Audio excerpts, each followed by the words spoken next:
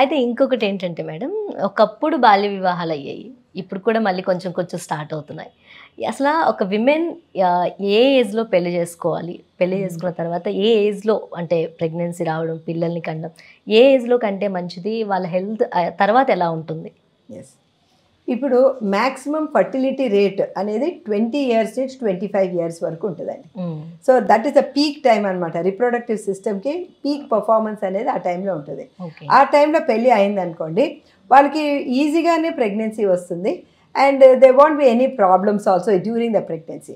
కొంచెం మనకి ఏజ్ వచ్చేటప్పటికి ఈ రెసిలియన్స్ ఆఫ్ ద బాడీ తగ్గిపోతుంది. బాడీ యొక్క రోగనిరోధక శక్తి అలాంటివన్నీ తగ్గిపోయి వాళ్ళకి బీపీ, షుగర్లు, థైరాయిడ్లు ఇవన్నీ వచ్చే అవకాశం ఎక్కువ అవుతుంది. అదే కాకుండా ఫైబ్రాయిడ్స్ అలాంటివి కూడా పెరిగే అవకాశం ఉంటుంది మనం ఎక్కువ వెయిట్ చేస్తే. సో అందుకే the ideal age is between 20 and 25.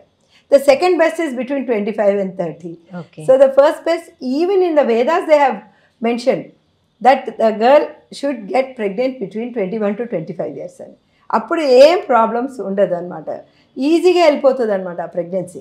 Okay. So that is the time. So అందుకోసం అని చెప్పేసి మన గవర్నమెంట్ కూడా 21 ఇయర్స్కి మ్యారేజ్ చేయండి, దాని తర్వాతనే ప్రెగ్నెన్సీ రాని అని చెప్తారు. ఓకే.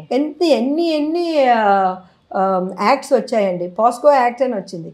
దాని ప్రకారం 18 ఇయర్స్ ముందు even sexual intercourse is considered as rape for the girl. So మన బాల్య వివాహం చేసినవన్నీ కూడా ఆ సెక్షన్ కిందకి వచ్చేస్తుంది. సో ఇవన్నీ కూడా కొన్ని మనం చూస్తూ ఉంటాము.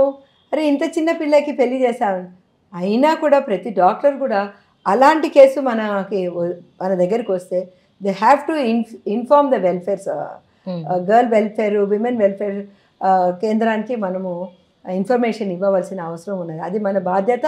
అది మన ఇప్పుడు చట్ట ప్రకారం కూడా అది మనం చెయ్యాలి. చెయ్యకుంటే అది ఇల్లీగల్ అవుతుంది.